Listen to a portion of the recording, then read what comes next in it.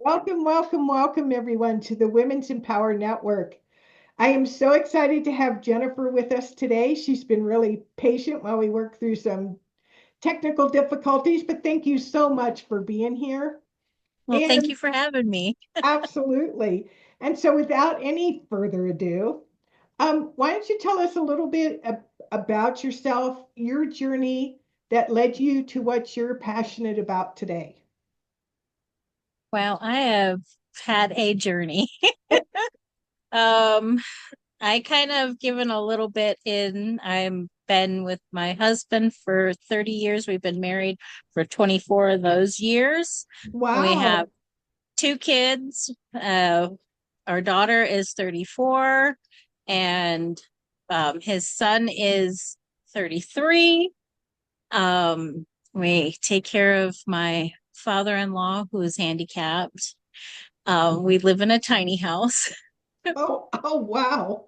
an actual tiny house. Yes, it's only 410 square feet.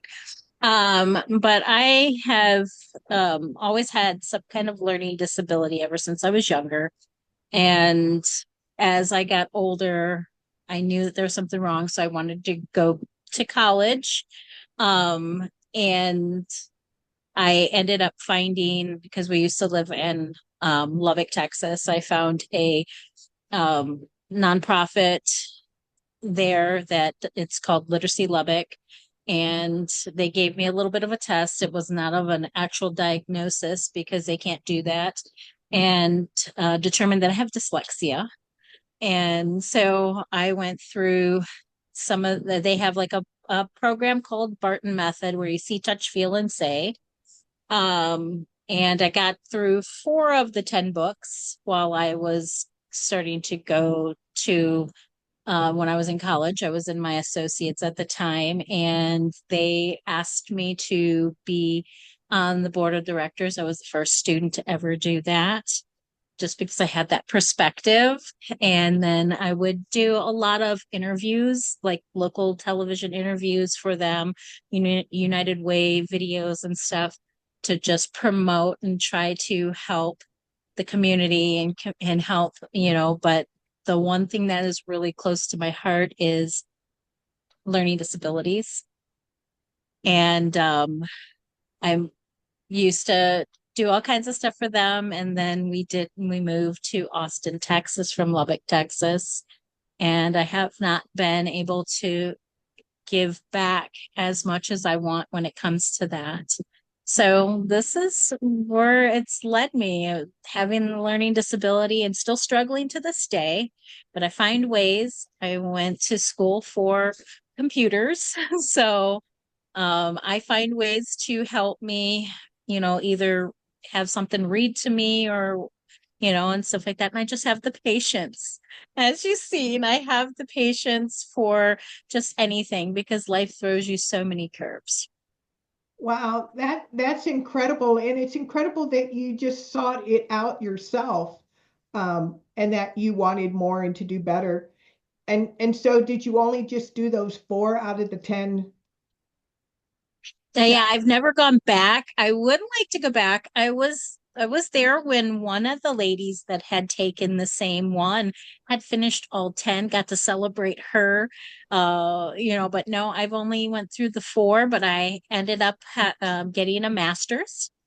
Oh, congratulations. Thank you. Master's in business administration and management info systems. So it was a slow go, but I got through it eventually. Well, Taking even care with of the kids, oh, husband, father-in-law. well, even with the four modules, did you experience an improvement or learn new techniques and Yeah, skills to because I compensate? yes, I have learned that, because the main thing is I do change things around. So like they have where you go B and D, and I do like to swap those around a lot, B's and D's, and it takes me a minute. My brain will go so fast and I'll be like, wait a minute, I didn't spell that right. And I learned that I can't hear all five sounds of an A, because A has five different sounds. But yeah, it was a really good improvement to see how the Barton method actually works. They have tiles. where you touch them, and then they have the reason, because most people learn phonetically. That's not me. And so I learned why each, word has the reason why it's spelt the way it's spelt. Like sky, why it's spelled sky, where you would think it would be a Y, but it's or ski, you think it would be, this, and you're just not quite sure. It helps you with that and go through the understanding of the reason why each word is spelled. That's incredible. I mean, this may surprise some in the audience, but I actually I had dyslexia and I'm partially deaf. And so I went to my first certified, what do you call them? Um, oh, I'm going blank. Not a coach, a tutor. I guess she was like Tutor. a tutor. And I spent a year and a half with her. And I remember I wasn't taught phonics at the time, I was taught sight reading. And I remember learning the sound and of a letter. And I literally felt like I was 5 years old. I was like, that's what that letter sound. Oh my God, that's so exciting. I didn't know what that letter sounded like. So and so here we are, two very successful people. Um, and so, if anybody in the audience is using that as an excuse, here we are two examples of, we're gonna call BS. Right. Exactly. I mean, you can do it as long as you put your mind to it. And it was just so amazing for me to be able to I'm one, if anybody gets to know me, that I'm not shy. I'm an extrovert. I go and talk to anybody. And for me to actually be able to help at least just even just one person. I mean, we had one lady right after, it was right before I we left and I had to resign from the board of directors. We left to come here for my job here in Austin. And there was one lady that had called up and said that she was going to give up all hope, but she saw my interview and it showed that I had finished my master's and she was going to give it another try and go and get her GED. And if I can just do one person and give them that courage that they can go ahead and do it, because it's amazing to know that there are like 40, I think 47 million people that are illiterate. Wow. Wow. And also do not, they go by, like you'd said, sight. They go by sight. And so if they look at a label and they see, and that's another part that's really close to my heart, is they look at a label and they see that, huh, this has a baby on it. This must be for my baby. Come to find out it's alcohol. They don't know. They're just going by pictures because they can't read and they don't realize that it's a dangerous product. That's why a lot of people advocate or been trying to advocate on doing, having better, signs and labels on food and stuff like that, because they don't know. There's so many people that overdose and poison themselves because they do not know, because they can't read as an adult. Well, and two, America, as most countries actually, but being a melting pot, there's a lot of uh, people here that their native language is not English. So, Right. so there's multi reasons why we would want to make the labels more clear. Um, the other thing too, because I guess it's hereditary to some degree, this dyslexia, because my Right. one of my sons has a mild case of it. Um, but the other thing is too, it's usually associated with ADD or ADHD, one of those two. And there was no such thing of that when I was a kid. And I think a lot of it too is the school structure.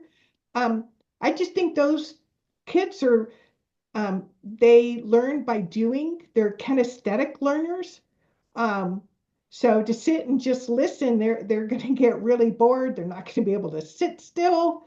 and that there's really nothing wrong with them. They're just have a different learning styles that our systems don't seem to have the capacity to work with those kids. And from what I understand, it's like 30 something percent of the population that's that type of personality.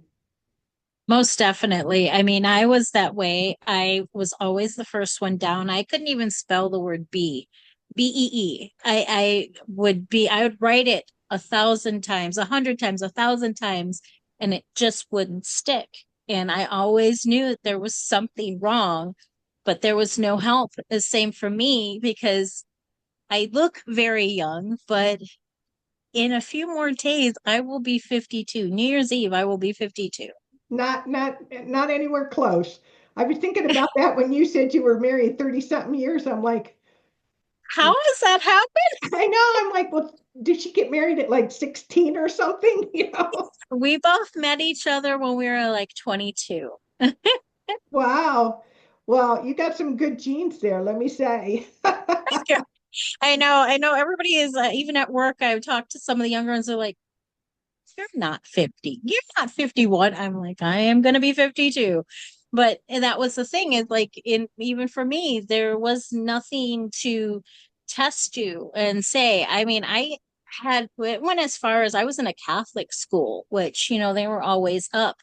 More my birthday is December, so I was already put back a year. But then when I was first in a public school and I struggled.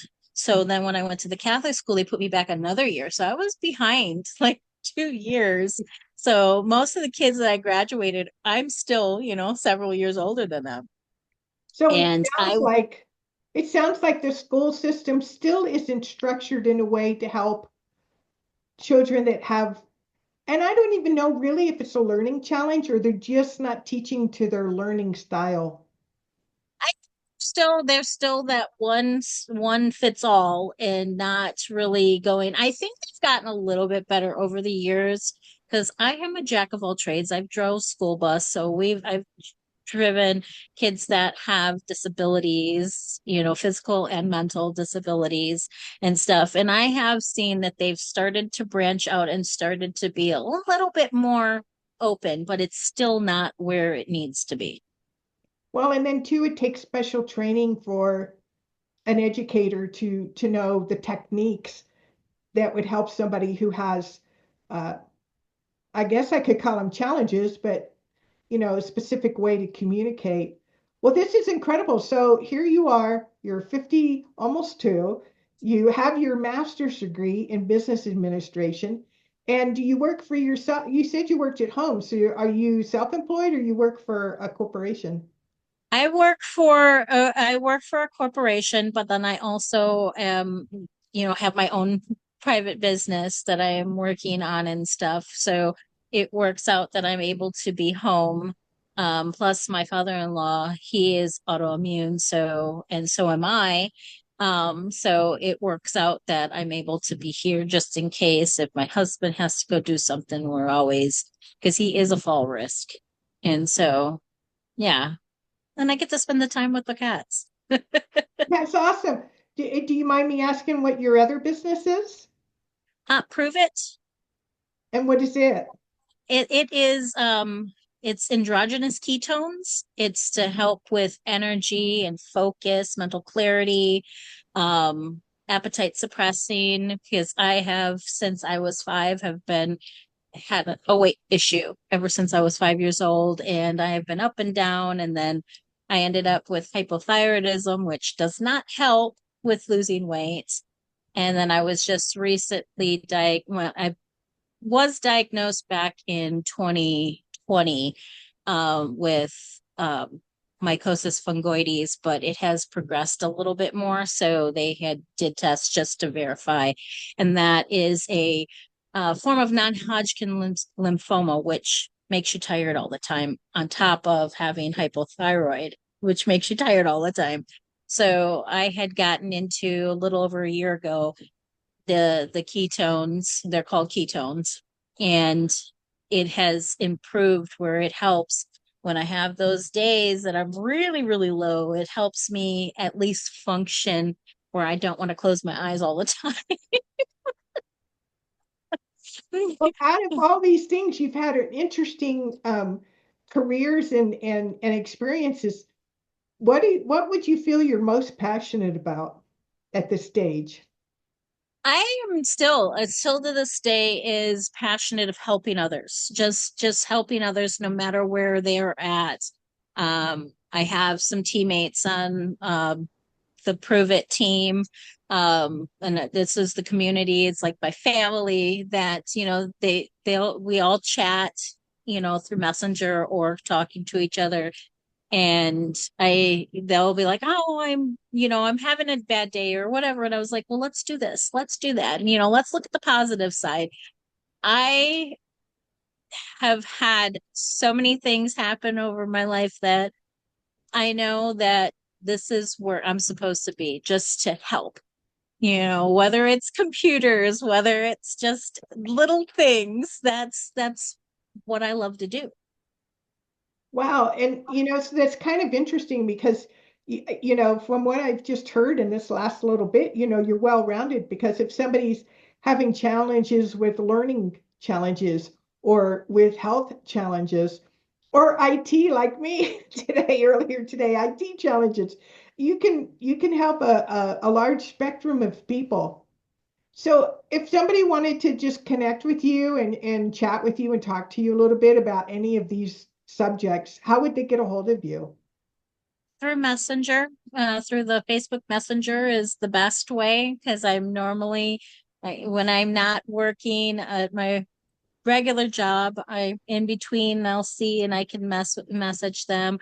My name is Jennifer Spivey, and I also have a little private group that's called Tiny Steps Big Impact, because if you take the little tiniest step, it makes the biggest impact. So they can connect that way as well. And that way, if they have anything that they'd want to talk about that's more private, it's easier that way because there's a private chat in that as well. Very nice. Well, we'll be sure to put those links above this interview. And before we go today, are there any parting words of wisdom you would like to share with the group? You need to smile more. You need to, because smile, I've stole this from years ago. Smile, it's catchy, and that we could be worse off. There are more people out there that have worse things that are happening to you, that life is not as bad as you seem. Yes, we have bad days. Yes, it seems like it's never something keeps coming at you, but it only makes you stronger, and it makes you a better person, and it makes you have that knowledge to help others with the things that you've gone through. That's amazing. Well, Jennifer, thank you so much for being with us today, and thank you for helping me with my IT challenges earlier. For having me. This was wonderful. Oh, good. Thank you.